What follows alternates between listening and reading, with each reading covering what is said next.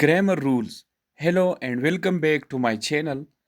दोस्तों, आज की वीडियो बहुत ही स्पेशल होने वाली है क्योंकि आज हम सीखेंगे ग्रामर रूल्स। ऑल टेंसेस, जो तमाम टेंसेस है यानी कि 3 टेंसेस है, उन टेंसेस के लिए रूल्स क्या है आज हम डिटेल में डिस्कस करेंगे।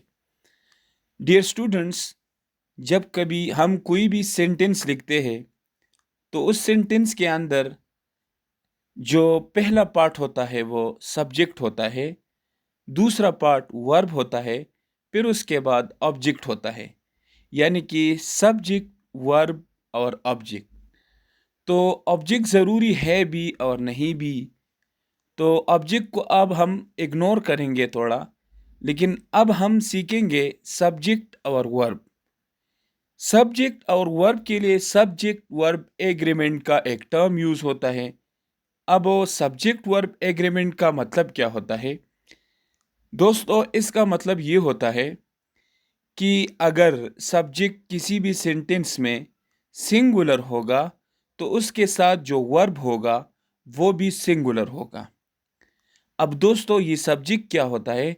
सब्जेक्ट दोस्तों किसी भी सेंटेंस में जो डूअर होता है उसको हम सब्जेक्ट कहते हैं, या एक्शन परफॉर्म करने वाला जो सेंटेंस में होता है उसको हम सब्जेक्ट कहते हैं। अब सब्जेक्ट का नेचर क्या होता है?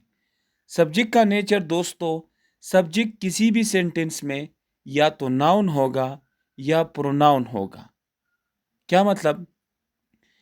सब्जेक्ट दोस्तों सिंगुलर नाउन होगा या प्लूरल नाउन होगा। सब्जेक्ट दोस्तों सिंगुलर प्रोनाउन होगा या प्लूरल प्रोनाउन होगा। अब अगर सब्जेक्ट सिंगुलर नाउन होगा तो इसके साथ जो वर्ब होगा वो भी सिंगुलर होगा। फॉर एग्जाम्पल, मेरे पास एक प्रोनाउन है he she it. He she it, अब देखिए, ये जो प्रोनाउन है ये सिंगुलर प्रोनाउन है, तो इनके बाद हम आर नहीं लगाएंगे क्योंकि ये सिंगुलर प्रोनाउन है।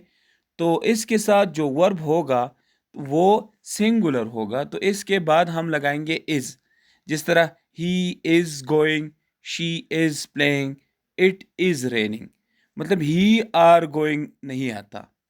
तो क्या मतलब कि अगर सब्जेक्ट सिंगुलर नाउन या सिंगुलर प्रोनाउन होगा तो उसके बाद वर्ब भी सिंगुलर होगा। फिर वी यू दे, इन प्रोनाउंस यानी कि इन सब्जेक्ट्स को देखिए, ये जो सब्जेक्ट्स है ये प्लूरल प्रोनाउन है, तो इनके बाद हम आर लगाएंगे। जिस तरह we are going, you are playing, they are watching. तो ये हो गया सिंगुलर प्रोनाउन और प्लूरल प्रोनाउन। अब देखिए, आई ये भी सिंगुलर प्रोनाउन है यानी कि सिंगुलर सब्जेक्ट है, तो इसके बाद हम एम भी लगा सकते हैं, हैव भी लगा सकते हैं। इसी तरह सिंगुलर प्रोनाउन फिर है ही शी इट, तो इसके साथ हम सिंगुलर नाउन वर्ब लगाएंगे जिस तरह वाज। फिर वी यू दे, ये जो प्रोनाउन है, ये जो सब्जेक्ट्स है, ये प्लूरल सब्जेक्ट्स है यानी कि प्लूरल प्रोनाउन है, तो इनके बाद हम वर लगाएंगे। तो दोस्तों, मेरा मतलब ये है कि अगर प्रोनाउन यानी कि सब्जेक्ट सिंगुलर होगा तो उसके बाद वर्ब भी सिंगुलर होगा। अगर प्रोनाउन, नाउन, सब्जेक्ट यानी कि सब्जेक्ट सिंगुलर या प्लूरल होगा, प्लूरल मतलब होगा, तो इनके बाद हम आर लगाएंगे। अब ऑल टेंसेस का मतलब क्या होता है कि ही शी इट, ये जो सिंगुलर प्रोनाउन है, तो प्रेजेंट टेंस में इसके साथ सिंगुलर वर्ब इज लगेगा। वी यू दे, ये जो प्लूरल प्रोनाउन है, तो प्रेजेंट टेंस में इनके बाद हम आर लगाएंगे। इसी तरह आई के बाद हम एम लगाएंगे प्रेजेंट में, और पास्ट में वाज लगाएंगे।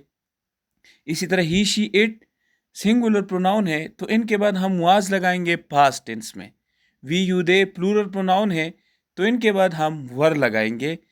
दोस्तों, हम he she it, I, we you they, इनके बाद विल और शिल जब लगाएंगे तो इससे क्या होगा कि इससे फ्यूचर टेंस बनेगा।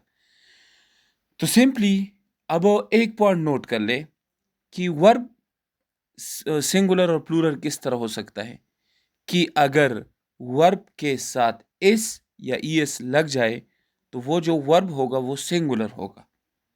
अगर वर्ब के साथ एस या ईएस ना लग जाए तो वो प्लूरल होगा। मेरे पास एक वर्ब है गो, तो इसके साथ मैंने ईएस लगाया तो ये बन जाएगा गोज।